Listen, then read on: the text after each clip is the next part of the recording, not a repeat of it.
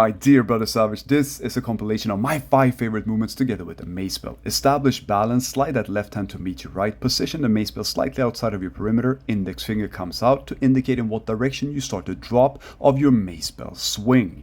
Next up we have battle lunges. Some people appreciate this movement, some don't. I don't give a fuck. Do them because they absolutely fucking work. These will fire up your entire system.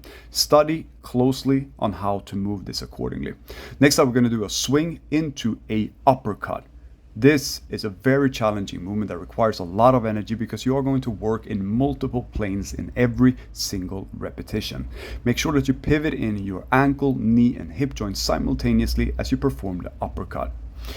All right, next up we have a movement called 10 to 2. Some people bring their hands all the way down to the navel. I like to have it by my chest because it increases the pace. Last but not least, we're going to do swing into a squat. Grab, slowly lower it down so you don't hit your foot. It has happened, so I'm warning you. But this is it, my dear brother Savage. Let's fucking